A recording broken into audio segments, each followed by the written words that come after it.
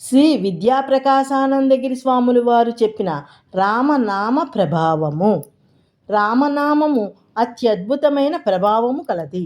భక్తితో జపించు వారల యొక్క సమస్త పాపములను అది నశింపచేయగలదు. ఎందరో మహనీయులు అట్టి పవిత్ర నామమును ఉచ్చరించి తరించిరి.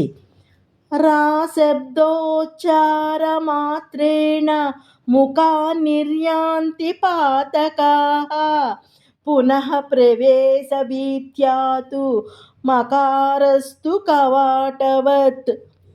రా అను అక్షరమును ఉచ్చరించగనే లోని పాపములు బయటికి పారిపోవును.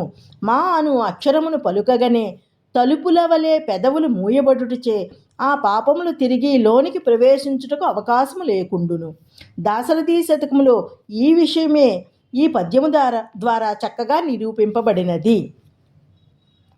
రా కలుషంబులెల్ల బయలుబడద్రోచిన మా కవాటమై దీకొని బ్రోచు నిక్కమని ధీయుతులెన్నదీయ వర్ణముల్ గైకొని భక్తి చే నుడువగా నరుగాక విపత్పరంపరల్ దాకొనునే జగజ్జనుల దాశరథి కరుణాపయోనిధి.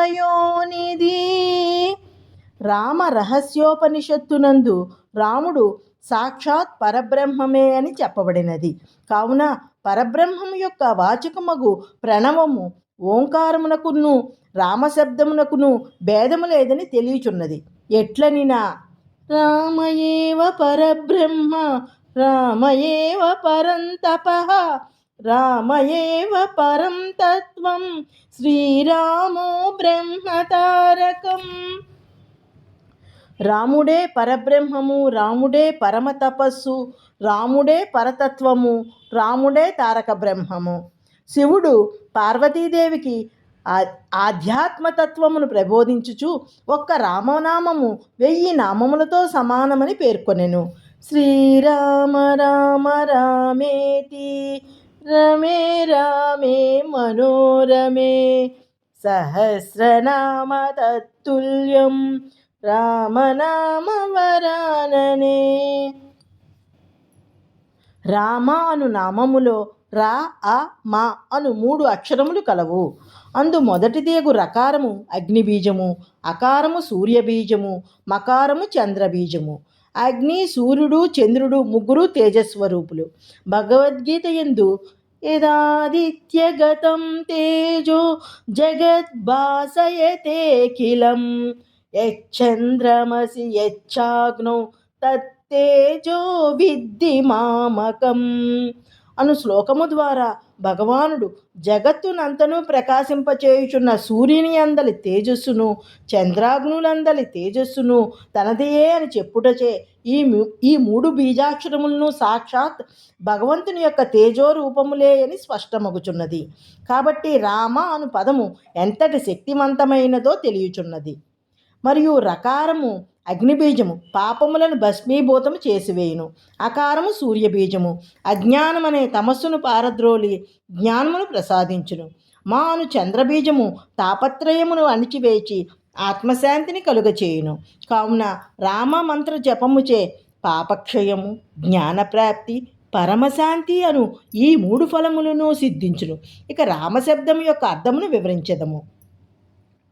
రా మా అను 2 అక్షరములు 2 నేత్రముల వంటివి. నేత్రముల ద్వారా ఆ వస్తువును చూడగలుగునట్లు రా మా అను నేత్రముల ద్వారా జీవుడు పరమాత్మను దర్శించగలుగుచున్నాడు. అనగా రామనామోచ్చారణచే జీవుడు చిత్తశుద్ధిని పొంది ఆత్మానుభూతిని పడయుగలుగుచున్నాడు.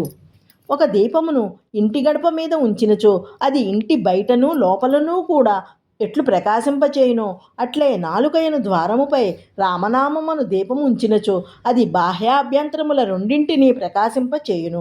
ఇహపరశ్రేయముల వలగూర్చును. జీవునకు పరమశాంతిని కలుగచేయును. ఇక అధికముగా చెప్పనేలా రామనామము అత్యంత ప్రతిభావంతమైన దివ్యనామము. దీనిని జపించి స్మరించి ధ్యానించి ఎందరో తరించి వారి పవిత్ర అనుభూతులను లోకమునకు వెదజల్లి రామనామంపై ఇతరులకు కూడా విశ్వాసమును కలుగజేసి కృతకృత్యులైరి. రామనామమును నిరంతరము స్మరించుచు అట్టి దివ్యనామము యొక్క మధురానుభూతులను బడిసిన వారిలో ఎందరో మహాత్ములున్నారు. అట్టి మహిమాన్వితమగు రామనామమును జనులు జపించి స్మరించి ధ్యానించి తరింతురుగాక. లోకాః సమస్తా సుఖినో భవంతు. ఓం తత్సత్.